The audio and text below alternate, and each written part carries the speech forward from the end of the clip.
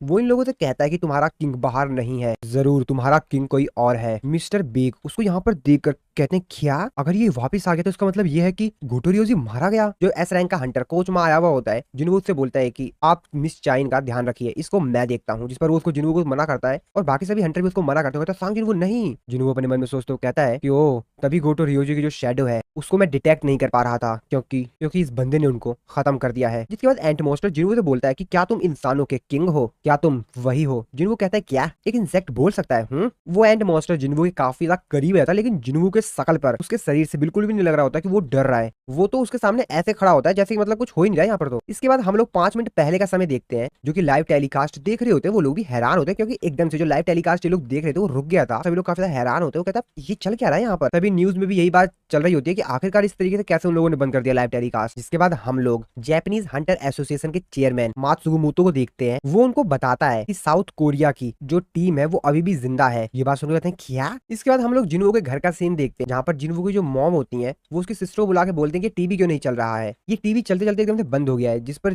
जिन्वो की सिस्टर जिन्हा बोलती है अच्छा ठीक है मैं एक मिनट आती हूँ, और फिर वो फटाफट अपने रूम में जाती है। अपने फोन में लाइव टेलीकास्ट देखते हुए देखिए काफी ज्यादा हैरान होते हैं, कहते क्या। इस तरफ हम लोग हंटर एसोसिएशन में मिस्टर गो को देखते हैं जो कि लाइव टेलीकास्ट देख रहे होते हैं, और वो जिन्वू को लाइव टेलीकास्ट पे देख कर कहते हैं ये तो सांग जिन्वू है, और वो भी काफी ज्यादा जोश में जाते हैं। इसके बाद हम लोग फिर से जेजू आइलैंड के उसी टनल में देखते हैं जहाँ पर जिन्वू और उस एंट मॉन्स्टर के बीच फाइट हो रही होती है। वो जो एंट मॉन्स्टर होता है वो जिन्वू को काफी ज्यादा तेजी से अटैक कर रहा होता है उसके ऊपर, और काफी ज्यादा घायल कर दिया होता है। सभी लोग ये देखकर काफी ज्यादा हैरान होते हैं, कहते हैं क्या आखिरकार वो कैसे इससे लड़ेगा। वो मॉन्स्टर जिन्वू काफी ज्यादा तेजी से एक पंच हिट करता है जिसकी वजह से चारों तरफ धुआं धुआं छा जाता है, और वो मॉन्स्टर कहता है कि तुम कमजोर हो, तुम किंग नहीं हो सकते। बाकी सभी लोग भी कहते हैं क्या जिन्वू, अब क्या हुआ जिन्वू को। और जब धूल हटती है तो हम लोग देखते हैं जिन्वू को जो कि सही सलामत होता है, जिसको देखकर बाकी सभी लोग के भी मुंह खुले खुले रह जाते हैं। जिन्वू थोड़ा सा यहाँ पर घायल हुआ था, और फिर जिन्वू अपने स्किल द कमांडर टच को एक्टिवेट करता है। ये जो एंट मॉन्स्टर था वो भी जिन्वू को देखकर काफी ज्यादा हैरान था। बाकी सभी लोग तो हैरान थे पर ये एंट मॉन्स्टर उन सबसे ज्यादा हैरान था। जिसके बाद जिन्वू अपने स्किल का इस्तेमाल करके उसको बहुत तेजी से पंच मारता है, और वो मॉन्स्टर काफी ज्यादा दूर जाके गिरता है। और अब ये वाला सीन देखकर बाकी सभी यहाँ पर हंटर्स और यहाँ पर जो सोल्जर आया हुआ होता है वो भी भाई हैरान होते हैं। उन लोग के मुंह आंख कान सबके सब भाई खुले खुले रहते हैं। कहते हैं कि ये क्या है भाई। मिस्टर मै जो होते हैं वो मिस्टर चोई और मिस्टर बेग से कहते हैं कि क्या आप दोनों पक्का श्योर है ना कि मिस्टर सांगजिन वू एक मेज टाइप का हंटर है। मिस्टर बेग कहते हैं हाँ मेरे को मालूम तो था कि ये पावरफुल है, लेकिन मैंने कभी सोचा नहीं था कि वो इतना ज्यादा ताकतवर होगा। जिनवू उस एंट मॉन्स्टर को देखता है जो कि फिर से खड़ा हो गया होता है और जिनवू की तरफ ही आ रहा होता है। जिनवू अपने मन में सोचते हुए कहता है कि इस एंट मॉन्स्टर की जो बॉडी है वो थोड़ी सी ताकतवर है, क्योंकि इसके जो एक्सोस्केलेटन्स है वो थोड़े से ताकतवर है। ये तो मजा आएगा। एंट मॉन्स्टर जिनवू के ऊपर अटैक करता है, लेकिन जिनवू को तो घंटा फर्क नहीं पड़ता है। जिनवू फिर से उसको हिट देता है और वो बेचारा फिर से काफी दूर चला जाता है। यहाँ पर जो सोल्जर होता है उसको भी यहाँ पर जो माना वेव्स रिलीज हुई होती है अभी अभी, उसको तो एहसास हो जाता है कि भाई वो कुछ भी नहीं है। अपने मन में सोचते हुए कहता है कि मैं एक ए रैंक का हंटर हूँ, लेकिन फिर भी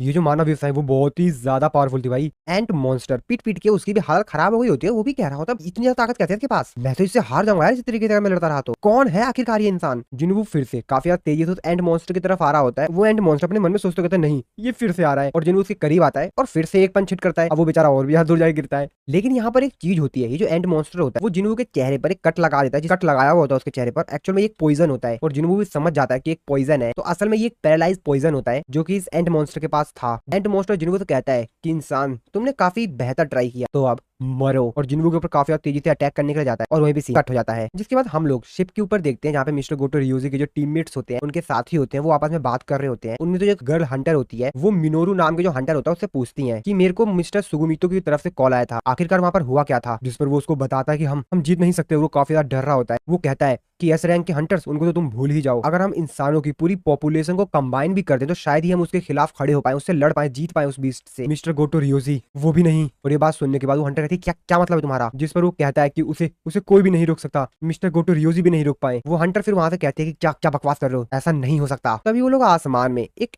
एरोप्लेन को देखते हैं, जिसको देखते हुए वो बोलते हैं असली प्रॉब्लम तो अब स्टार्ट हुई है। तो फिर से हम लोग डंजन के अंदर का सीन देखते हैं जहाँ पर जिन्वू एंट मॉन्स्टर के उस अटैक को रोक लेता है। ये देखकर अब वो मॉन्स्टर फिर से हैरान होता है कि भाई ये क्या बंदा है। फिर क्या जिन्वू फिर से उसको एक पंच हिट करता है। वो बेचारा और भी दूर जाके गिरता है। अब वो बेचारा भी पीट पीट के ना उसकी हालत खराब हो गई होती है। अब वो भी कंफ्यूज होता है भाई ये क्या है। साथ ही में जिन्वू ने अपनी स्किल का इस्तेमाल करके जो एंट मॉन्स्टर उसके चेहरे पर पॉइजन लगाया हुआ होता है उसको भी जिन्वू डिटॉक्सिफाइड कर देता है। जिन्वू अपने मन में सोचते हो कहता है कि मैं बता सकता हूँ कि ये जो बीस्ट था वो पहले तो हैप्पी था, काफी ज्यादा खुश था क्योंकि उसने मेरे चेहरे पर पॉइजन लगा दिया था, लेकिन अब इसकी शक्ल देखकर मेरे को लगता है कि ये बेचारा नाराज है। और ऐसा सिर्फ इसीलिए हो पाया है क्योंकि मेरी जो सेंस स्टेट्स है वो काफी ज्यादा बढ़ गई है। मैं इस एंड के इमोशंस को उसको भी फील कर सकता हूँ, और इसको देखकर मैं ये श्योर हूँ कि ये बहुत ही ज्यादा नर्वस है। हालांकि मेरे टीममेट्स भी नर्वस है और तभी जिन्हों को याद आता है मिस चाइन क्यों कहते अरे नहीं ये लड़ाई जल्द से जल्द मेरे को खत्म करनी पड़ेगी। जिन्हों काफी ज्यादा तेजी से एंड मॉन्स्टर की तरफ जाता है उसको हिट करने के लिए, लेकिन तभी वो एंड मॉन्स्टर वहां से डिसअपियर हो जाता है जिसको देखकर बाकी सभी लोग भी काफी ज्यादा हैरान होते हैं, कहते हैं क्या ये कहां पर गायब हो गया, वो कहां चला गया। जिन्हों भी हैरान होता है कि वो एकदम से कहां पे गायब हो गया। तभी जिन्हों नोटिस करता है कि वो तो हवा में उड़ गया काफी तेजी से। एंड मॉन्स्टर जो कि अपने मन में सोच रहा होता है ये मेरे पॉइजन से भी बच गया, इसके पास मेरे से ज्यादा स्ट्रेंथ है और मैं अपना समय सिर्फ बर्बाद कर रहा हूँ इससे लड़ने में। मेरी जो मेन स्ट्रेंथ है वो है मेरी स्पीड, तो क्यों ना मैं उसका इस्तेमाल करके इसके ऊपर अटैक्स करूं। वो जिन्हों से कहता है कि खेलने का समय अब खत्म हुआ और जिन्हों भी अपने डैगर्स को निकालकर रेडी होता है उसकी पिटाई करने के लिए। और फिर इन दोनों में एक बहुत तगड़ी फाइट होती है, लेकिन इसी लड़ाई के बीच में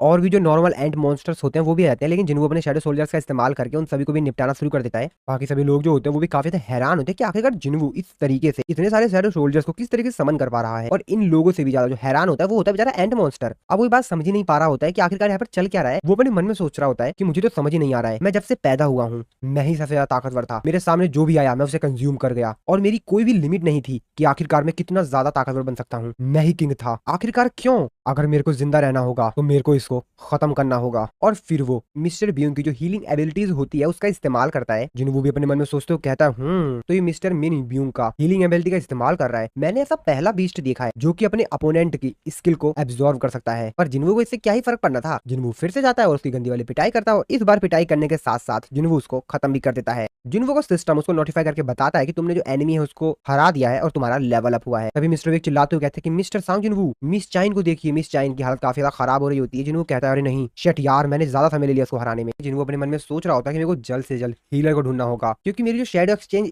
स्किल है उसकी भी थोड़ी सी लिमिट है और अभी भी मैं उसका इस्तेमाल नहीं कर सकता हूँ क्योंकि उसमें भी थोड़ा सा समय है। और मेरे को ये भी कंफर्म नहीं है कि मेरी जो शैडो एक्सचेंज स्किल है उसमें मैं किसी दूसरे इंसान को अपने साथ एक जगह से दूसरी जगह पर टेलीपोर्ट करवा सकता हूँ या नहीं, क्योंकि मैंने इससे पहले कभी अभी तक ये टेस्ट नहीं किया है। और अगर मैं काइजल के ऊपर बैठकर यहाँ से जाने का ट्राई करता हूँ तो आधे रास्ते में ये मारी जाएंगी। मुझे जल्द से जल्द हीलर ढूंढना होगा, लेकिन यार मेरे शैडो सोल्जर आर्मी में भी तो कोई हीलर नहीं है और यहाँ पे आसपास भी कोई हीलर नहीं है। तभी जिन्हों को कुछ याद आता है और फिर तुरंत जिन्हों यहाँ पर जो सोल्जर कैमरे से रिकॉर्डिंग कर रहा होता है उसको बोलता है कि एक्सक्यूज मी क्या तुम अपने कैमरे को कुछ सेकंड के लिए बंद करोगे। जिस पर उससे सवाल पूछता है कि क्यों। जिन्हों उससे कहता है कि चुपचाप बंद करोगे या मैं इसको तोड़ दूं, और डर के मारो कहता हाँ ठीक है मैं कर देता हूँ। वो अपने मन में सोच रहा था कि आखिरकार इसने एकदम से कैमरे को बंद करने के लिए क्यों कहा है। तभी जिन्हों अपने शैडो सोल्जर से बोलता है कि जल्दी जाओ मिस्टर मिन यूंग की बॉडी ढूंढ के लाओ। और फिर थोड़ी देर बाद आयरन जो होता है वो मिस्टर मिन ब्यूंग की बॉडी को ले आता है, जिसके बाद जिन्हों अपने मन में सोचते हुए कहता है कि क्या ये इस पे वर्क करेगा, चलो मैं कोशिश करता हूँ। मिस्टर बेक जो कि काफी ज्यादा चिंतित होते हैं कि आखिरकार जिन्हों अब इसके साथ क्या करने वाला है। मिस्टर बेक जिन्हों से कहते हैं मिस्टर सांग जिन्हों आप क्या करने की कोशिश कर रहे हैं। जिसके बाद जिन्हों अपनी शैडो एक्सट्रैक्शन स्किल का इस्तेमाल करता है तो जिन्हों जैसे पहली बार ट्राई करता है और अराइज बोलता है तो वर्क ही नहीं करती है। जिसके बाद जिन्हों फिर से ट्राई करता है लेकिन फिर से फेल हो जाता है। जिन्हों अपने मन में सोचते हुए कहता है कि नहीं मेरे पास यही एकमात्र और लास्ट ऑप्शन है, इसके अलावा मेरा कोई भी ऑप्शन नहीं है, मेरे को किसी भी हाल में ये करना ही होगा। अब मुझे नहीं मालूम कि क्यों नहीं वर्क कर रहा है, लेकिन मेरे को पूरी कोशिश करनी होगी क्योंकि यही वो इंसान है जो कि इनको जीवित कर सकता है। जिसके बाद जिन्हों लास्ट बार ट्राई करता है और बोलता है अराइज, और फाइनली मिस्टर बिन म्यूंग की जो बॉडी होती है वो जिन्हों की शैडो सोल्जर में ट्रांसफर हो जाती है। जिसको देखकर मिस्टर बिग चिल्लाते हुए कहते हैं मिस्टर सॉन्ग जिन्हों आपने अभी अभी ब्यूंग के साथ क्या किया है। क्या आपके पास पावर है कि आप मरे हुए को कमांड दे सकते हैं। और देखते ही देखते मिन ब्यूंग जो होता है वो जिंदा हो जाता है, लेकिन वो एक शैडो सोल्जर होता है जिन्हों का। बाकी सभी लोग भी देखिए काफी ज्यादा हैरान होते हैं। मिस्टर चोई कहते हैं ये क्या है, ये तो मरे हुए को कमांड दे रहा है। मिस्टर मैं कहते हैं तुम कोई ऑर्डिनरी समनर नहीं हो, ये तो जरूर है, तुम तो कुछ अलग ही हो। तभी मिस्टर बिन यूंग की जो शैडो सोल्जर बॉडी होती है वो तुरंत मिस चाइन के पास जाती है और उनको हील करना शुरू कर देती है। ये सब कुछ देखकर मिस्टर बेग भी थोड़े से इमोशनल हो जाते हैं। वो अपने मन में सोचते हुए कहते हैं कि क्या ब्यूंग उनको हील कर रहा है। मिस्टर बेग जिन्हों से ये पूछने के लिए जिन्हों के पास जाते हैं, लेकिन जिन्हों उनसे बोलता है कि मैं आपसे बताने वाला था कि मिस्टर बिन यूंग काफी ज्यादा अच्छे इंसान है, उनका दिल काफी अच्छा है, मैंने उनसे बोला नहीं, मैंने कोई भी कमांड नहीं दिया, उन्होंने तुरंत जाकर मिस चाइन को हील करना शुरू कर दिया, वो काफी अच्छे इंसान है। ये बात सुनने के बाद मिस्टर बेग भी काफी ज्यादा इमोशनल हो जाते हैं और वो अफसोस करने के अलावा कुछ भी नहीं कर सकते हैं क्योंकि अब मिस्टर ब्यूंग मर चुके हैं। कैमरा मैन जो होता है वो भी अपने मन में सोचते कहता है कि भाई ये तो मरे हुए को भी समन कर लेता है, मेरे पास बोलने के लिए कुछ भी नहीं है। अब मैं समझा इन्होंने मेरे को कैमरा बंद करने के लिए क्यों कहा था, क्योंकि अगर लोगों को ये पता चल गया तो अब तो बहुत बड़ा भूचाल आ जाएगा। मिस्टर चोई भी अपने मन में सोचते हुए कहते हैं कि जैसे जैसे बैटल आगे बढ़ रही है ये और भी ज्यादा पावरफुल होता जा रहा है। आखिरकार इसकी जो फाइटिंग एबिलिटीज है, इसकी जो एबिलिटीज है वो कितनी ज्यादा पावरफुल है। मिस्टर बेग जिन्हों से कहते हैं कि मैं तुमसे एक रिक्वेस्ट करना चाहूंगा कि तुम मिस्टर ब्यूंग को आने वाली जितनी भी फाइट्स है, बैटल्स है, उनमें इन्वॉल्व मत करना क्योंकि वो वायलेंस से हेट करते थे, तो प्लीज इनको फाइट के लिए दोबारा से मत लाना। जिसपे जिन्हों मिस्टर बेग से कहता है ये दूसरी बार है तुमने मेरे कंधे पर हाथ रखा, लेकिन फर्क ये है कि इस बार तुमने मेरे को कोई ऑर्डर नहीं दिया, चिंता मत करो, मैं तुम्हारी रिक्वेस्ट एक्सेप्ट करता हूँ, मैं इनको आज के बाद कभी भी इस्तेमाल नहीं करूंगा। जिसके बाद जिन्हों मिस्टर ब्यूंग को बोलता है कि टर्मिनेट एक्सट्रैक्शन। इसका मतलब अब ये है कि मिस्टर ब्यूंग जो है वो जिन्हों की एक शैडो सोल्जर अब नहीं है। और ये देखकर मिस्टर बेग के चेहरे पर एक स्माइल आती है और फिर मिस्टर ब्यूंग भी वहां से चले जाते हैं। मिस्टर बेक जिन्वू को इस चीज के लिए थैंक्स बोलते हैं। इसके बाद यहाँ पर हेलीकॉप्टर आता है इन सभी लोगों को वापस ले जाने के लिए, जिसके बाद जिन्वू मिस्टर बेक से कहता है कि मेरे को थोड़ा सा और समय लगेगा, मैं बाकी जो काम पीछे छूट गए हैं उसको फिनिश करके आ जाऊं। मिस्टर बेक भी कहते हैं कि ठीक है, जैसी तुम्हारी मर्जी। तभी वो आसमान में देखते हैं तो काफी सारे जो यहाँ पर एंट मॉन्स्टर्स होते हैं वो उड़ के यहाँ से जा रहे होते हैं। मिस्टर बेक कहते हैं क्या ये लोग अभी तक खत्म नहीं हुए क्या? जिन्वू कहता है अरे यार ये भी है क्या, चलो कोई नहीं, अभी मैं इन लोगों को खत्म कर देता हूँ। जिसके बाद जिन्वू यहाँ पर अपने शैडो सोल्जर कैजल को बुलाता है और कैजल पे बैठ जाता है। वो मिस्टर बेक से कहता है कि ठीक है बाद में मिलते हैं, और फिर वहां से उड़ के चले जाता है। इसको देखकर मिस्टर बेक तो काफी ज्यादा हैरान होते हैं। हम लोग कैजल को देखते हैं जो कि यहाँ पर काफी ज्यादा तेजी से जितने भी एंट मॉन्स्टर्स उसकी रेंज में आ रहे होते हैं उनको सभी को निपटा रहा होता है। इसके बाद शिप नंबर 177 को दिखाया जाता है, जहाँ पर गोटो रियोजी के जो टीममेट्स होते हैं वो सभी लोग उस बंदे से भी पूछ रहे होते हैं। वो तो अभी भी बहुत ही ज्यादा परेशान होता है, डरा हुआ होता है। वो कहता है वो मॉन्स्टर बहुत ही ज्यादा खतरनाक था, तुम लोग समझ नहीं पाओगे क्योंकि तुमने उसको देखा नहीं कि उस बास्टर्ड ने किस तरीके से मिस्टर गोटो रियोजी को मार दिया। ऐसा कोई भी तरीका नहीं है कि हम उससे जीत पाए, ये रेड फेल्ड हो गई और इस वर्ल्ड में कोई भी ऐसा हंटर नहीं है जो उस बीस्ट को हरा पाए। तभी मिस्टर सागोमितो उससे कहते हैं कि चुप रहो, इतनी चिंता क्यों कर रहे हो, और वैसे भी जेजो आइलैंड की जो रेड है वो पहले ही खत्म हो चुकी है। ये बात सुनकर कहते हैं क्या? तभी यहाँ पर एक एम्प्लॉय आता है, वो बोलता है कि काफी सारी एंड्स आ रही हैं। वो कहता है क्या अभी भी कुछ बाकी रह गए हैं? जो बाकी सभी यहाँ पे शिप्स होती हैं वो सभी लोग लड़ाई के लिए तैयार होती हैं। इसके बाद हम लोग जिन्वू को देखते हैं जो कि डंजन के अंदर वापस जाता है, वहाँ पे जितने भी एक्स होते हैं उसको खत्म कर देता है, साथ में यहाँ पर जितने भी एंट मॉन्स्टर बचे हुए होते हैं अपने शैडो सोल्जर की मदद से उन लोगों को भी निपटा देता है। जिन्वू भी काफी ज्यादा खुश होता है। जिसके बाद जिन्वू अपनी इन्वेंटरी में से एक बहुत बड़ी तलवार निकालता है और एक ही झटके में यहाँ पर आसपास जितने भी मॉन्स्टर्स होते हैं, जितने सब कुछ बचा होता है, उन सभी को खत्म कर देता है। जिन्वू कहता है ये तो कमाल की है यार, मैं तो अपनी इन्वेंटरी में वैसे ही बहुत सारे सामान रखा हुआ हूँ, मैं तो उनका इस्तेमाल भी नहीं करता हूँ, मेरे को उनका इस्तेमाल करते रहना चाहिए। अगले सीन में फेडरल ब्यूरो ऑफ हंटर के डायरेक्टर को दिखाया जाता है, डेविड ब्रेनॉन को। तो यहाँ पर जो माइकल कॉर्नर होता है वो डेविड से बोलता है वैसे क्या आपने ये वीडियोस देखी? वो जिन्वू की वीडियोस क्लिप दिखा रहा होता है उसको। वो कहता है कि अब ये क्या चीज है? जिसपे वो हंटर बोलता है कि हाँ मैंने ये वीडियो बहुत बार देखी। माइकल से बोलता है कि माइकल तुम जानते हो? जिस पर माइकल बोलता है हाँ वैसे क्या एक हंटर हजारों बीस्ट को समन करके उनको कमांड दे सकता है? क्या ऐसा हो सकता है सर? और मेरे को लगता है कि साउथ कोरिया में ऐसा जो टैलेंट है वो सिर्फ वेस्ट हो रहा है। साउथ कोरिया उनके लिए बहुत ही ज्यादा छोटी कंट्री है। जिस पर डेविड भी कहता है हाँ मैं तुम्हारी इस बात से सहमत हूँ, लेकिन हम क्या कर सकते हैं? जिसके बाद वो उसको फाइल देता है। इस फाइल के अंदर सांग जिन्वू की सारी डिटेल्स है। जिसके बाद इन लोगों के बीच में थोड़ी बहुत और बातचीत होती है और जो माइकल होता है वो डेविड को सारी बातें बताता है जो भी इस फाइल में होती है, किस तरीके से सांग जिन्वू के किस तरीके से बड़े बड़े हंटर्स को निपटा दिया और भी जो भी यहाँ पर इंसिडेंट हुए होते हैं उन सबके बारे में। ये बात सुनने के बाद डेविड कहता है तो ये बात है, चलो ठीक है देखते हैं क्या कर सकते हैं। इसके बाद हम लोग फिर से जिन्वू को देखते हैं डंजन के अंदर, जो कि फाइनली अब लेवल 100 पर पहुंच गया होता है। और फिर जिन्वू यहाँ पर आसपास जितने भी एंट मॉन्स्टर्स पड़े हुए होते हैं उनको भी अपने शैडो सोल्जर्स में ऐड कर रहा होता है। जिन्वू एक मॉन्स्टर के पास जाकर उसकी शैडो को एक्सट्रैक्ट कर रहा होता है। कहता है यार ये इतना ज्यादा अंधेरा क्यों हो गया? तभी वो देखते हैं तो कहता है अच्छा तो मैं इसकी शैडो को एक्सट्रैक्ट कर रहा था, शायद इसलिए ऐसा हुआ हो, या शायद एक्सट्रैक्शन फेल्ड हो गया। तभी पीछे से आवाज आती है आई एम बैक। जिन्वू कहता है ये तो काम कर गया। जिन्वू का सिस्टम उसको बताता है कि शैडो एक्सट्रैक्शन जो सक्सेसफुल हुआ। जिन्वू कहता है ओह मुझे कुछ सेकंड के लिए तो लगा कि ये चीज फेल हो गई, लेकिन ऐसा कुछ भी नहीं हुआ। और सभी जो यहाँ पे मॉन्स्टर्स होते हैं वो जिन्वू एक शैडो सोल्जर के रूप में ट्रांसफर हो गए होते हैं। और इन एंट मॉन्स्टर का जो बॉस होता है, मेन एंट मॉन्स्टर जो सबसे ज्यादा ताकतवर था, उसको भी जिन्वू अपने शैडो आर्मी में ऐड कर लेता है। के बाद वो जिन्वू से बोलता है कि मेरे किंग मेरे को मेरा नाम दीजिए। जिन्वू थोड़ा सोच विचार करता है, कहता है यार इसका नाम क्या दूं? इसका नाम बेरू सही रहेगा। जिसके बाद जिन्वू उसको बताता है कि तुम्हारा नाम बेरू है। बेरू भी अपना नाम सुनने के बाद कहता है थैंक यू मेरे मास्टर। जिन्वू जो क्यून एंट मॉन्स्टर होती है उसके पास जाता है उसकी शैडो को एक्सट्रैक्ट करने के लिए, और जैसे अराइज बोलता है आसपास जितने भी उसके शैडो सोल्जर होते हैं, जो मॉन्स्टर्स बने होते हैं शैडो, वो सभी के सभी जिन्वू के ऊपर अटैक करने के लिए आ रहे होते हैं। जिन्वू कहता है यार एक मिनट मेरी पावर इनके ऊपर कमजोर हो रही है क्या? तभी जो बेरू होता है वो जिन्वू को बताता है कि एक्चुअल में जो क्यून है इनकी ही पावर इनहेरिट की गई है, तो जो क्यून है वो पूरी कॉलोनी पर रूल करती है। इस पे जिन्वू कहता है अच्छा तो इसका मतलब ये है कि जब तक क्यून जिंदा रहेगी तब तक इसके पास पावर है कि ये एंट्स को कमांड कर। बेरू कहता है हाँ बिल्कुल, क्यून की जो माना होती है वो वैसे तो कम होती है और क्यून की जो माना है वो ज्यादातर समय रिप्रोडक्शन के लिए ही इस्तेमाल की जाती है, और यही वजह है कि इसके पास कम माना है और अब इसकी जो बॉडी है वो रिप्रोड्यूस नहीं कर सकती है। जिन्वू कहता है फिर तो लड़ाई में काम ही नहीं आएगी। बेरू कहता है हाँ आपने सही कहा मेरे मास्टर। जिसपे जिन्वू कहता है चलो ठीक है, तो इसका मतलब ये है कि जो कमांडर्स है मेरे को इनकी जरूरत नहीं है, और वो सभी को जितने भी यहाँ पर कमांडर्स होते हैं मॉन्स्टर नॉर्मल वाले, उनको कहता है कि टर्मिनेट एक्सट्रैक्शन, और अपने शैडो आर्मी में से उनको रिमूव कर देता है। इसके बाद जिन्वू अपने जो शैडो आर्मी होती है उनके पास जा रहा होता है, जो कि यहाँ पर जितने भी जरूरी स्टोन होते हैं उनको कलेक्ट कर रहे होते हैं। जिन्वू उन लोगों को बोलता है कि ये स्टोन कलेक्ट करने की कोई भी जरूरत नहीं है, इनको रहने दो, क्योंकि जेजू आइलैंड के कंस्ट्रक्शन के लिए और जितने भी यहाँ पर डैमेजेस हुए हैं उनकी भरपाई करने के लिए ये उन लोगों के लिए जरूरी है। ये बात सुनने के बाद जिन्वू की जो शैडो आर्मी होती है तो मजा आ गया, बहुत बढ़िया। जिन्वू वहां पर जो बेरूज का कॉर्प्स होता है उसको उठाता हुआ कहता ये मेरे लिए काफी है, बस इसे रख लेता हूँ। उसके बाद जिन्वू बेरू से पूछता है कि बेरू वैसे तुमको क्या मालूम है यहाँ पर कितने सारे एंट्स थी? बेरू उनको बताता है कि हाँ अटैक से पहले यहाँ पर 8700 थी और अप्रोक्सीमेट जो 4000 है वो सर्वाइव कर गई मेरे मास्टर। जिन्वू अपने मन में सोचते कहता है इसका मतलब ये है कि मेरे को बैटल में थोड़ा सा पहले आना चाहिए था, उनमें से थोड़ी बहुत जिंदा रह गए। जिन्वू उससे बोलता है कि वैसे क्या तुम बाकी जो बचे हुए एंड मॉन्स्टर को खत्म कर दोगे? फिर बेरू बोलता है अगर आपका ये ऑर्डर है तो बिल्कुल मेरे मास्टर, मैं आपका काम कर दूंगा। हम लोग शिप पे बाकी सभी हंटर्स को देखते हैं जो कि आसमान की तरफ उड़ने वाली एंट्स मॉन्स्टर को देखकर काफी ज्यादा हैरान होते हैं, कहते हैं जल्दी फायर करो। और वो सभी लोग उन लोगों के ऊपर अटैक करते हैं ताकि उन लोगों को खत्म कर सके। सभी लोग मिलकर एक दूसरे की हेल्प कर रहे होते हैं, उन सभी मॉन्स्टर्स को खत्म कर रहे होते हैं। ये लोग आसमान में देखते हैं तो जो एंट मॉन्स्टर होते हैं वो अपने आप ही मर रहे होते हैं, कट रहे होते हैं बीच। ये देखकर लोग हैरान होते हैं, कहते हैं क्या ये अपने आप ही कैसे मर रहे हैं, इनको कौन मार रहा है और वो भी इतनी ज्यादा तेजी से? आखिरकार क्या चीज है, आखिरकार इस धरती पर चल क्या रहा है? तभी हम लोग देखते हैं कि असल में ये सब कुछ तो कैजल कर रहा होता है, जिसके ऊपर जिन्वू बैठा हुआ होता है और कैजल काफी ज्यादा स्पीड से उन सभी मॉन्स्टर्स को खत्म कर रहा होता है।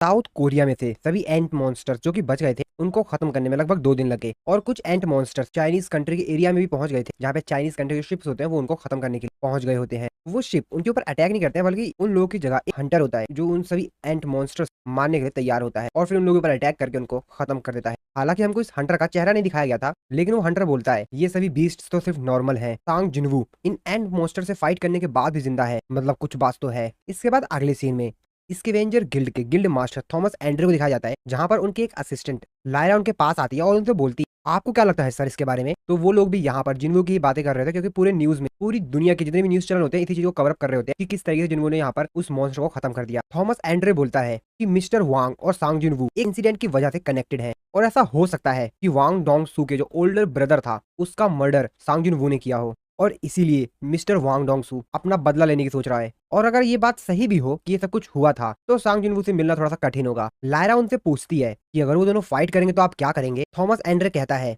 लायरा तुम जानती हो मिस्टर वांग डोंगसू स्कैवेंजर गिल्ड की प्रॉपर्टी है और स्कैवेंजर गिल्ड मेरा है और मैं ऐसे किसी को भी नहीं छोड़ता हूँ जो कि मेरी प्रॉपर्टी के साथ छेड़खानी करने की कोशिश करता है, यहाँ तक कि वो गवर्नमेंट ही क्यों ना हो। तो जेजू आइलैंड के इस रेड में जो टनल था उसके अंदर जितने भी आइटम्स, जितने भी क्रिस्टल्स, जो कुछ भी उन मॉन्स्टर्स को मरने के बाद बचे थे, वो उन सभी को इकट्ठा करने के लिए यहाँ पर काफी सारे लोग आए हुए थे। तो हेलीकॉप्टर से यहाँ पर सभी लोग नीचे उतर जाते हैं जो भी हंटर्स वगैरह होते हैं। तो इनमें से जो हंटर होता है वो अपनी स्टोरी यहाँ पर सुना रहा होता है, अपनी बड़ी तारीफ कर रहा होता है। तो उसका जूनियर बोलता हूँ आपकी कहानी सुन के मेरे को काफी ज्यादा मोटिवेशन मिला। और जब ये लोग यहाँ पर सर्च कर रहे होते हैं कहाँ कहाँ पे आइटम्स पड़े हुए हैं, तभी इन लोगों के ऊपर कुछ एंट मॉन्स्टर अटैक करते हैं, लेकिन उनमें से जो हंटर होता है वो उस एंट मॉन्स्टर को खत्म करता है। एक्चुअली में लीडर होते हैं लोग। तभी ये लोग देखते हैं कि वहाँ पर एक बहुत बड़ा सा इंसान आ गया होता है, जिसको देखकर सभी लोग काफी ज्यादा डर जाते हैं कि आखिरकार अभी ये कौन है। तभी उनका लीडर पूछता है कि तुम कौन हो? लोग आपस में बात करने लगते हैं क्या ये कोई इंसान है या कोई मैजिक बीस्ट? रुको रुको, फायर मत करना। इनका लीडर भी कहता है हाँ रुको रुको रुको, पहले हमको इससे बात कर लेने दो, अभी इसके ऊपर शूट मत करना। तभी वो बंदा आकर इन लोगों को कुछ बोलता है। ये सभी लोग देख के काफी ज्यादा हैरान होते हैं, कहते हैं क्या एक बीस्ट बोल सकता है? तभी वो एक चुटकी बजाता है और जैसे चुटकी बजाता है इन सभी के माइंड में कुछ होता है और ये सभी लोग देखते ही देखते यहाँ पर बेहोश हो जाते हैं। तभी इन लोगों के पीछे से एक और बंदा आता है। फिर ये लोग आपस में बात करने लग जाते हैं यहाँ पर कि क्या तुमको चेक करना चाहिए? हाँ मेरे को उसकी पावर थोड़ी बहुत तो महसूस हुई थी, उसकी पावर काफी ज्यादा थी, मुझे नहीं मालूम कि आखिरकार क्यों वो इंसानों की मदद कर रहा है। तभी जो मैजिक बीस्ट टाइप का जो यहाँ पर बंदा होता है वो कहता है कि मुझे भी नहीं मालूम कि उसके दिमाग में क्या चल रहा है, और अगर तुम इतने ज्यादा क्यूरियस हो रखे हो तुम खुद क्यों नहीं जाके पूछ लेते हो। और ये जगह कितनी ज्यादा यहाँ पर बदबू आ रही है। वो जो ब्लू कलर वाला एलियन होता है वो बोलता है कि हंट तो शेड्यूल के हिसाब से शुरू होगा, कुछ भी चेंज नहीं होगा। वहाँ पर थोड़ा सा यहाँ पर मैजिक करता है और सामने एक पोर्टल ओपन हो जाता है। जाते जाते वो उस बंदे से कहता है कि इस प्लेस को जितना जल्दी हो सके छोड़ दो, ये अब तुम्हारे हाथ में है कि तुम्हें क्या करना है। और ऐसा कहकर फिर वहां से चला जाता है। जिसके बाद ये बंदा यहाँ पर थोड़ा बहुत सोचता विचारता है, फिर कहता है चलो ठीक है मैं भी चलता हूँ यार, यहाँ पर तो मेरे को वैसे कुछ नहीं मिल रहा है और कोई काम की चीज मेरे को दिख भी नहीं रही यहाँ पर। और फिर जेजू आइलैंड की रेड के खत्म होने के कुछ दिनों बाद का सीन देखते हैं। तो आज यहाँ पर जो लोग जेजू आइलैंड के रेड में मरे थे उन लोगों को श्रद्धांजलि देने के लिए सभी लोग आए हुए होते हैं। जिन्वू भी आया हुआ होता है और सभी लोग जिन्वू के ही फोटो खींच रहे होते हैं। जिन्वू अब काफी ज्यादा फेमस हो गया था, हर जगह जिन्वू की ही बातें चल रही थी। काफी सारे लोग कह रहे थे कि जिन्वू ने बहुत ही बेहतर किया। मैं तो उसकी स्किल्स देख के काफी ज्यादा हैरान था, मैं तो सोच भी नहीं रहा था कि आखिरकार कैसे कोई इतने सारे बीस्ट को समन कर सकता है। हम लोग पिछले 10 साल से इन एंट से फाइट कर रहे थे पर हम जीत नहीं पाए, और जिन्वू देखो किस तरीके से आया, उसने खत्म कर दिया। ये तो काफी बेहतर इंसान है। और भी काफी सारे लोग इसी तरीके से बातें कर रहे होते हैं, क्योंकि लोगों ने जब जिन्वू एस रैंक का हंटर बना था उसके बाद से पहली बार उसको एक्शन में देखा था कि जिन्वू की स्किल्स क्या है, वो किस तरीके से लड़ता है। और इसी वजह से काफी सारे लोग उसके फैन भी बन गए हैं। लोग बातें कर रहे होते हैं कि क्या इसको एक नेशनल लेवल का हंटर मान लेना चाहिए, क्योंकि जिस तरीके से फाइट स्किल्स थी, जिस तरीके से उतने पावरफुल एंड मॉन्स्टर से लड़ा, वो तो काफी ज्यादा अमेजिंग थी। और भी इसी तरीके से इंटरनेट पे बातचीत चल रही होती है, जिन्वू के बारे में लोग बात कर रहे होते हैं। और जैसा कि अच्छाई के साथ साथ बुराइयां भी आती हैं, तो काफी सारे लोग जिन्वू की तारीफ भी कर रहे थे, लेकिन काफी सारे लोग उसको क्रिटिसाइज भी कर रहे थे, उसको क्रिटिसिज्म भी झेलना पड़ रहा था। लोग बातें कर रहे थे कि क्या होता अगर जिन्वू रेड में काफी समय पहले आ गया होता या वो शुरुआत से ही रेड में रहता, तो शायद हम लोग काफी अच्छे लोगों को बचा सकते थे। गोटो, रियोजी, मिन ब्यूंग, इन सब लोग नहीं मरते। आखिरकार जिन्वू ने रेड को बीच में ही क्यों ज्वाइन किया? अगर वो शुरुआत से सब कुछ कर लेता तो काफी सारे लोगों की जान बचाई जा सकती थी, शायद इन सारे लोगों की जान जाती भी नहीं। और भी लोग कई प्रकार की बातें कर रहे थे जिन्वू के बारे में। काफी सारे जो लोग हैं वो जिन्वू के सपोर्ट में भी थे, लेकिन काफी सारे लोग उसके अगेंस्ट भी थे। लोगों ने काफी सारे लोग गवाया था। और जब जिन्वू ब्यूंग को श्रद्धांजलि देकर वापस आ रहा होता तभी रास्ते में मिस्टर बेग जिन्वू से बोलते हैं कि जिन्वू, मेरे को लगता था कि एक सिंगल हीरो कभी भी युद्ध को खत्म नहीं कर सकता अपने दम पर, लेकिन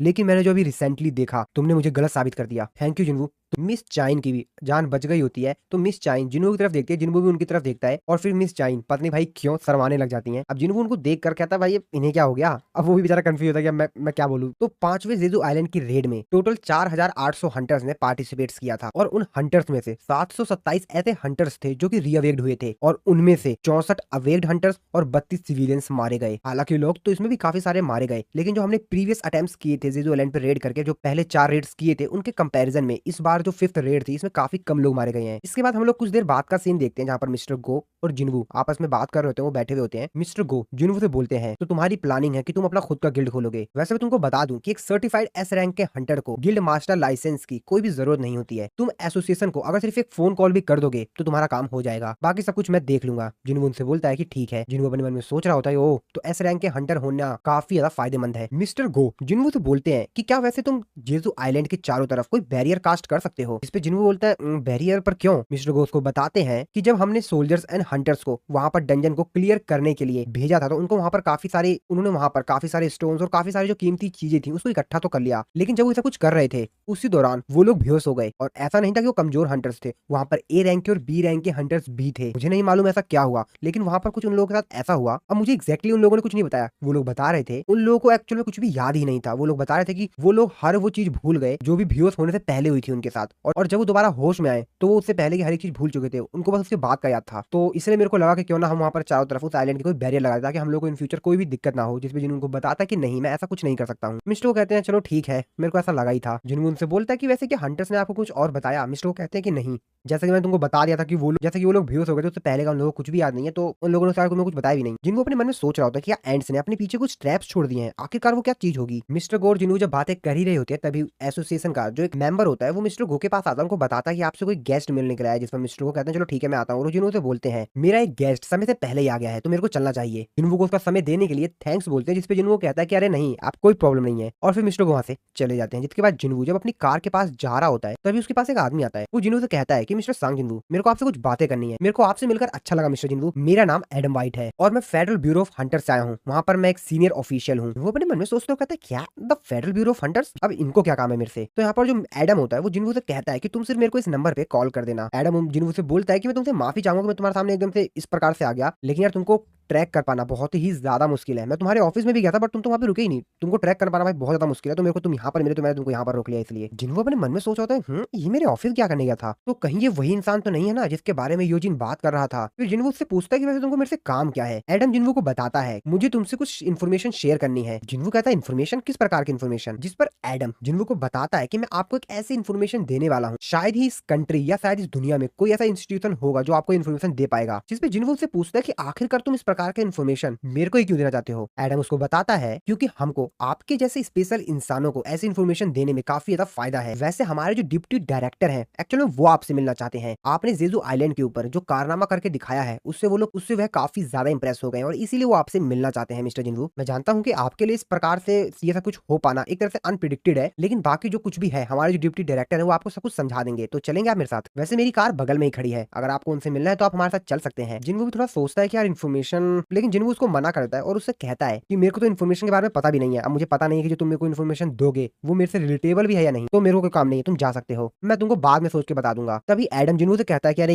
यार ये मेरे से मिस्टेक कैसे हो गई, मैं भूल कैसे गया। ऐसे लोगों से बातें छुपाई नहीं जाती हैं। एडम जिन्वू को बताता है कि मैं अपग्रेडर की बात कर रहा हूँ। अपग्रेडर जो कि उन लोगों की एबिलिटीज को और भी ज्यादा बढ़ा देता है जो कि अवेक्ड हुए हों। ये बात सुनने के बाद जिन्वू भी मान जाता है और उसके साथ डिप्टी मैनेजर से मिलने के लिए उसके साथ आ जाता है। ये लोग एसोसिएशन में पहुंच जाते हैं। डिप्टी डायरेक्टर जिन्वू को स्वागत करता है, उससे कहता है कि आपसे मिलकर मेरे को काफी अच्छा लगा। मेरा नाम माइकल कॉनर है, मैं फेडरल ब्यूरो ऑफ हंटर्स का डिप्टी डायरेक्टर हूँ। जिन्वू भी उसको अपना इंट्रोडक्शन देता है। एडम जिन्वू को बताता है कि मैं आपका यहाँ पर इंटरप्रिटेटर हूँ, अगर आपको कुछ समझ में ना आए तो आप मेरे से बोल दीजिएगा, मैं आपको समझा दूंगा। माइकल जिन्वू से बोलता है कि मिस्टर जिन्वू मैं डायरेक्टली पॉइंट पे आता हूँ। इस इमिग्रेशन डॉक्यूमेंट्स को देखिए, ये हमारे पास कहीं से भी आए, इसको लगभग 1 या 2 साल लगते हैं इसको प्रोसीड होने में, लेकिन हम आपके लिए एक एक्सेप्शन रखेंगे। सिर्फ 1 सेकंड, मैं सिर्फ एक वर्ड कहूंगा और आप अमेरिका के सिटीजन बन जाएंगे सिर्फ 1 सेकंड में। वो अपने मन में सोच रहा था कि यार ये क्या बकवास कर रहा है यार। मिस्टर एडम ने मेरे को बताया था कि वो मेरे से कुछ इन्फॉर्मेशन शेयर करना चाहते हैं, मैं इसलिए तो यहाँ पर आया था ना। ये क्या चल रहा है यहाँ पर, ये तो पत्नी मेरे से क्या कह रहा था कि एबिलिटीज इंक्रीज हो जाएंगी, अपग्रेडर पत्नी क्या कर था,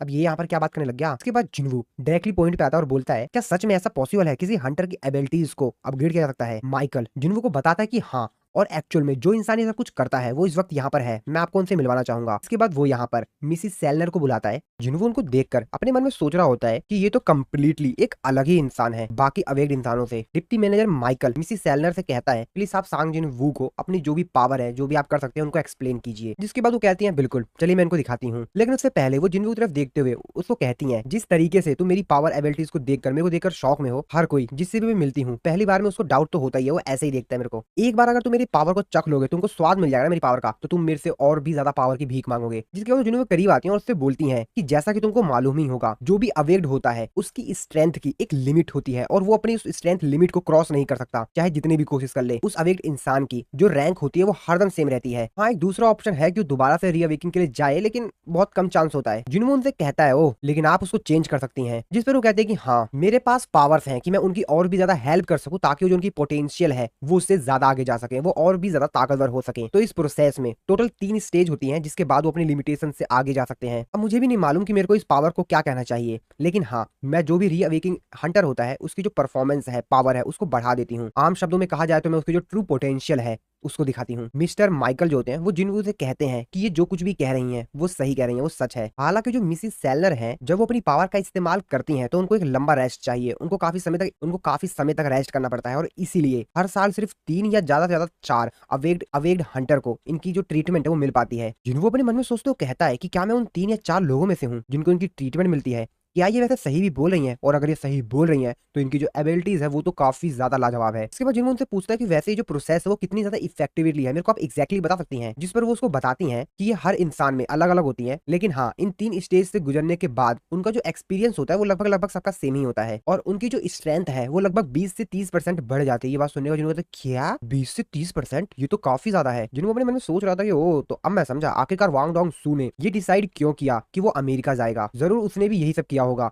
हालांकि उसको पब्लिक से काफी ज्यादा हेट मिली, लेकिन फिर भी वो अमेरिका गया। आखिरकार कोई भी इस प्रकार के ऑफर को जिसमें उसकी पावर इंक्रीज हो जाए, कौन डिनाई करेगा? बहुत ही कम चांस है। हर हंटर इस अपॉर्चुनिटी को ग्रैब करना चाहेगा। जिस पे जिन्वो यहाँ पर डिप्टी मैनेजर माइकल से बोलता है कि अगर किसी को इनकी पावर के बारे में पता चल जाए फिर, जिस पर उसको बताते हैं कि ऐसा बहुत ही ज्यादा कम चांस है, क्योंकि इनकी हम लोग देखभाल करते हैं, हम इनको पूरी तरीके से सेफ रखते हैं, इनकी सेफ्टी का पूरा ध्यान रखा जाता है, साथ ही में इनको एक काफी अच्छी सैलरी भी दी जाती है, और इसी वजह से ये हमारे यहाँ रहती हैं और हमारे लिए काम करती हैं, तो इनको कोई भी खतरा नहीं है और इनको कोई भी दिक्कत भी नहीं है। इसके बाद वो सांग जिन्वो से बोलती है। इसके बाद वो सांग जिन्वो से बोलता है हम चाहेंगे कि हम आपको ये गिफ्ट दे मिस्टर सांग जिन्वो, आप हमारे इस गिफ्ट को एक्सेप्ट करिए। जिन्वो कहता है गिफ्ट? जिसपे जिन्वो से पूछता है कि इसका मतलब क्या आप मेरे को ऑफर दे रहे हैं? डिप्टी मैनेजर माइकल जिन्वो को बताता है कि एक बार अगर आप हंटर ऑफ फेडरल ब्यूरो के मेंबर बन जाते हैं तो आपकी जो प्रायोरिटी होगी वो सबसे टॉप मोस्ट होगी, और आपको काफी सारे बेनिफिट्स भी मिलेंगे। साथ ही में हम आपकी सबसे जो बेहतरीन गिल्ड है उसके साथ एक मीटिंग भी अरेंज करवाएंगे, और हम आपकी मदद भी करेंगे एक बेस्ट कॉन्ट्रैक्ट में साइन करने में। तो आपको काफी अच्छा ऑफर दिया जा रहा है। आप चिंता मत कीजिए, आपको अभी कोई डिसीजन नहीं लेना है। आज आप सिर्फ यहाँ पर सोच सकते हैं, कोई भी दिक्कत नहीं है, आप बाद में हमको डिसाइड करके बता सकते हैं। मिसिस सेलनर जिन्वो से कहते हैं कि जैसा हमने तुमसे कहा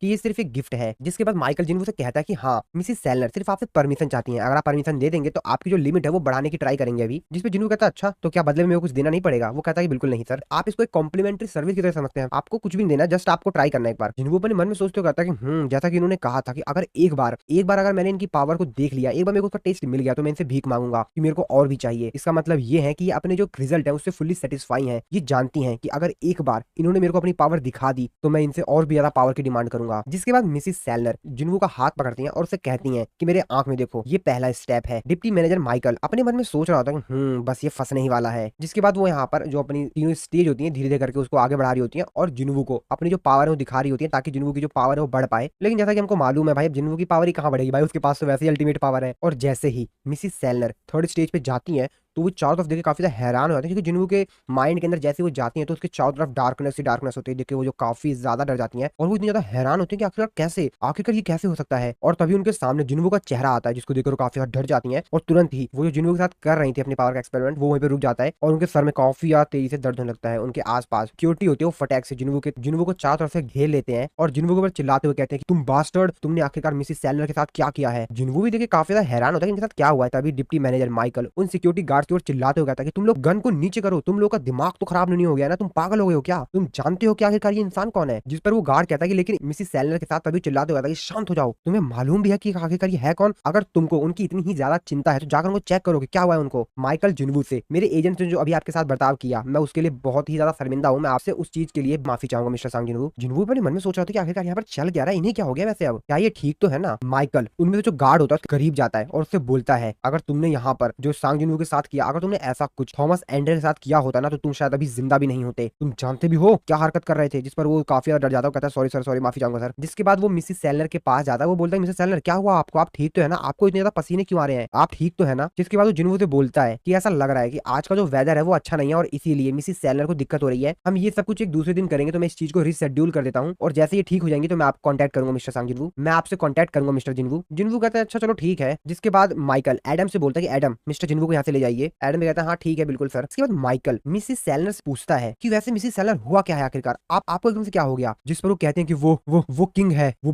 बहुत ही ज्यादा पावरफुल है, वो इतना ज्यादा पावरफुल है कि जिसकी बात सुनने के बाद वो भी काफी ज्यादा हैरान होते हैं, क्या मतलब क्या मतलब है आपका, क्या वो नेशनल लेवल हंटर जितना ताकतवर है। जिस पर वो कहते हैं कि नहीं, मैं तुमसे ये नहीं कहना चाह रही थी, बल्कि वो मैंने जो अभी एक्सपीरियंस किया वो तो उससे भी ज्यादा आगे है, वो कोई आम इंसान नहीं है, वो बहुत ही ज्यादा ताकतवर है, वो एक किंग है। मैंने जब उसके अंदर देखा तो मेरे को उसके चारों तरफ अंधेरा ही अंधेरा, डार्कनेस ही डार्कनेस थी, उसके अंदर इनफाइनाइट डार्कनेस थी। मैं सांग जिन्वू के बारे में बात नहीं कर रही हूँ, मैंने जब उसके अंदर देखा तो मैं और वो काफी ज्यादा डर गई होती है, उनको काफी ज्यादा डर लग रहा होता है। वो आगे बताती हैं कि उससे भी ऊपर वहां पर उसकी पावर की कोई भी लिमिट नहीं है। इसके बाद अगले सीन में हंटर एसोसिएशन में हम लोग मिस्टर गो को देखते हैं जो कि काफी ज्यादा चिंतित होते हैं। वो सोच रहे होते हैं और कहते हैं कि मैं विश्वास नहीं कर पा रहा हूँ कि हमने मिन ब्यूंग जैसा हंटर खो दिया। मानता हूँ कि वो रिटायर हो चुका था, वो एक हंटर नहीं था, लेकिन फिर भी मैं जानता हूँ कि और भी बड़े बड़े चैलेंजेस हमारा इंतजार कर रहे हैं, आगे हमारे सामने और भी बहुत बड़े बड़े चैलेंजेस आएंगे। शायद हम लोग को भविष्य में और भी ज्यादा मौतें देखने को मिल सकती हैं और भी ज्यादा डैमेजेस होंगे, क्योंकि जिस तरीके का माहौल है अभी आसपास, मुझे लगता है कि ऐसा कुछ जरूर होगा। और तभी उनके फोन पे किसी का फोन आता है, फोन उठाते हैं और उनको वो बंदा बताता है, वो कहते हैं क्या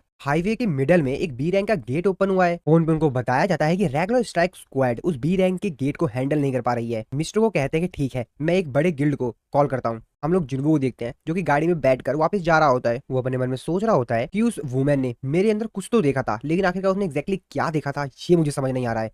क्या उसने मेरे अंदर मेरे सिस्टम को देख लिया, क्या उसे पता चल गया कि मेरे अंदर एक सिस्टम है। आखिरकार वो किस चीज से डर रही थी, क्योंकि वो काफी ज्यादा डरी हुई थी, उसकी आंखों में डर साफ साफ दिखाई दे रहा था। और अब तो मुझे काफी ज्यादा डाउट हो रहा है कि वो दोबारा मेरे से मिलेगी भी या नहीं। चलो अभी सब बातें छोड़ता हूँ, लेकिन यार एक मिनट, ये इतना ट्रैफिक क्यों है आज यहाँ पर। तभी जिन्वू के फोन पर मिस्टर गो का फोन आता है। जिन्वू उनका फोन पिकअप करता है। मिस्टर गो उसको सारी बातें बताते हैं। जिन्वू कहता है क्या रोड के मिडल में गेट ओपन हुआ है, तो तभी यहाँ पर इतना ज्यादा ट्रैफिक जाम है। मिस्टर गो जिन्वू से बोलते हैं कि हाँ ये एक बी रैंक का गेट है, तो क्या तुम उसको देख लोगे। जिन्वू मिस्टर गो से कहता है कि क्या ये ठीक रहेगा कि बिना एंट्री परमिट के मैं वहां पर एंटर करूं। मिस्टर गो से कहते हैं हंसते हुए कि तुम्हें क्या लगता है मिस्टर जिन्वू, उन एंट्री परमिट्स का इंचार्ज कौन है। जिन्वू कहता है कि हंटर एसोसिएशन। और वैसे तुम अभी किससे बात कर रहे हो। जिन्वू कहता है हंटर एसोसिएशन के चेयरमैन से। यानी कि जिन्वू को डायरेक्टली एंट्री परमिट मिल गया होता है, क्योंकि एक्चुअल में हंटर एसोसिएशन ही है जो एंट्री परमिट्स का इंचार्ज है। और इस समय जिन्वू मिस्टर गो यानी कि हंटर एसोसिएशन के चेयरमैन से बात कर रहा है, तो उसको डायरेक्टली परमिशन मिल गई, भाई जो मर्जी कर। जिन्वू कहता है कि मेरे को तो फ्री के एक्सपीरियंस पॉइंट मिल जाएंगे, मतलब थैंक यू। बी रैंक का जो गेट ओपन हुआ था उसको सभी लोग उसको देख काफी ज्यादा हैरान होते हैं। सारे ट्रैफिक को वहीं पे रोक दिया जाता है और यहाँ पर न्यूज रिपोर्टर्स भी पहुंच गए होते हैं,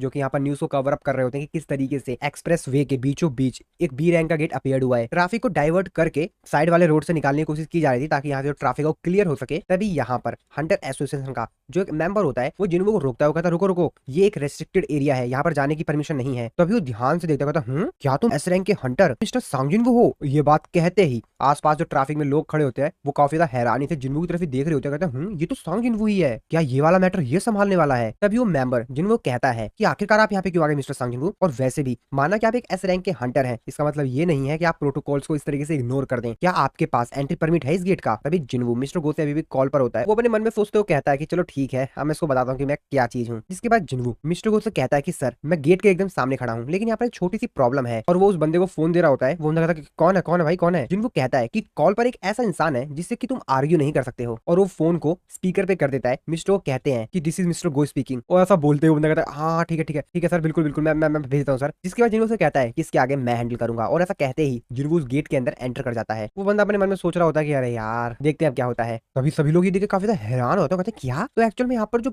जिन्हों के एंटर करते ही गेट का जो कलर था वो चेंज हो गया था, वो रेड हो गया था। ये देखते हुए लोग चिल्लाते हुए कहते हैं क्या, ये तो एक रेड गेट है। इस तरफ हम लोग जिन्हों को देखते हैं जो कि अंदर एंटर करते ही उसको तो भाई समझ में आ जाता है। वो कहता है कि मेरे को ऐसा क्यों लग रहा है कि मैं एक रेड गेट के अंदर एंटर हुआ हूँ। लेकिन जिन्हों को तो भाई घंटा भी फर्क नहीं पड़ रहा था, वो तो एकदम चिल था कि चलो ठीक है भाई, हमको फ्री के एक्सपीरियंस पॉइंट मिलेंगे। अब जिन्हों कहता है कि एंट्रेंस जो है वो भी क्लोज हो चुका है, शायद मैंने अपने आप को थोड़ा ज्यादा ही पुश कर दिया। और फिर जिन्हों अपनी मॉम की बातें याद कर रहा होता है। तो एक्चुअली जिन्हों की जो मॉम थी उनको भी मालूम चल गया था कि जिन्हों अबेग्ड हुआ है और उसका जो रैंक है वो एक एस रैंक का हंटर हो गया वो। और इसीलिए जिन्हों की मॉम उसे कहती है कि जैसा कि तुम ऑलरेडी ही अबेग्ड हो चुके हो तो मेरे को तुम्हें रोकने का कोई भी फायदा नहीं है। दूसरी तरफ तुम एक एस रैंक के हंटर हो, तो तुम्हारी जो ड्यूटी है वो ये है कि तुम ज्यादा से ज्यादा लोगों को बचा सको, जितना हो सके उतने लोगों की तुम जान बचाओ, जैसे कि तुम्हारे फादर किया करते थे। वो हंटर बनने से पहले एक फायर फाइटर थे, और जब मैंने देखा कि तुम्हारे फादर काफी सारे लोगों को फायर में से रेस्क्यू कर रहे थे, तो उसी समय मेरे को तुम्हारे फादर से प्यार हो गया। और उसके बाद फिर हम लोगों ने शादी कर ली, और आखिरकार तुम उन्हीं के तो खून होना, और इस चीज को लेकर तो मैं कुछ भी नहीं कर सकती। लेकिन फिर भी अपने आप को ज्यादा पुश मत करना। तो ये सब जो बातें थी वो जिन्हों याद कर रहा होता है। फिर से हम लोग जिन्हों को प्रेजेंट में देखते हैं उसी रेड गेट के अंदर। जिन्हों अपने आप से कहता है कि मेरे को ये सुनकर काफी ज्यादा रिलीफ फील हुआ कि मेरी मॉम मेरे इस हंटर के काम से नाराज नहीं है, वो मेरे अगेंस्ट नहीं है, और मेरे को नहीं लगता कि ये डंजन मेरे को ज्यादा परेशान करेगा। और वैसे ये सब कुछ मैं सिर्फ एक ही दिन में खत्म कर दूंगा। और फिर जिन्हों यहाँ पर अपनी शैडो आर्मी को बुलाता है। जो मॉन्स्टर जिन्हों से लड़ने के लिए आते हैं उनका भाई अच्छी तरीके से पिटाई करता है। हंटर्स पैदा होते हैं हंट करने के लिए, और ऐसा कहते ही जिन्हों अपने सभी शैडो सोल्जर्स को एक साथ भेज देता है। तो फर्स्ट रैंक के जो हंटर्स होते हैं वो कभी भी अपने गार्ड्स को मरने नहीं देते, यहाँ तक कि वहां पे हजारों हजारों बीस्ट हो वो उन सबको हंट करते हैं। और हंटर्स कभी भी हंटिंग करना नहीं छोड़ते। और यहाँ पर जिन्हों का यहाँ पर जो नया एंट मॉन्स्टर जिन्हों के शैडो सोल्जर में ऐड हुआ था बेरू, और वो खड़े खड़े ही काफी सारे मॉन्स्टर्स को निपटा देता है। जिन्हों के शैडो सोल्जर्स ने उन सभी मॉन्स्टर्स को खत्म कर दिया था। जिन्हों कहता है तो अब अगला टारगेट है, और उन सभी लोगों की फोटोज दिखाई जाती हैं जिन लोगों से जिन्हों की एक्चुअली दुश्मनी है। तो वांग डोंग सू से है, तो वांग डोंग सू का जो गिल्ड मास्टर है उससे भी उसकी दुश्मनी हो गई। तो इस तरीके से जिन जिन लोगों की दुश्मनी है, तो हम लोग नेक्स्ट सीजन में देखेंगे किस तरीके से लोग जिन्हों को रोकने की कोशिश करते हैं। और फिर अगर जिन्हों को रोकने की कोशिश करेंगे तो जिन्हों से उनकी फाइट भी होगी ऑब्वियसली, और फिर इनकी तगड़ी वाली लड़ाई होगी। जिन्हों कहता है कि मेरे को रोकने का प्लान वो लोग बना रहे होंगे और वो कभी भी आ सकते हैं। और इसी सीन के साथ हमारा ये वाला जो एपिसोड है वो खत्म हो जाता है। इस एपिसोड के साथ साथ ही जो पूरा कंप्लीट सीजन है वो भी खत्म होता है। तो सीजन 4 हम लोग जल्दी स्टार्ट करेंगे। आई होप आप लोग को ये वाला सीजन काफी पसंद आएगा। वीडियो को लाइक जरूर करना, चैनल पर नए हो तो चैनल को सब्सक्राइब कर देना इसके नेक्स्ट एपिसोड को देखने के लिए।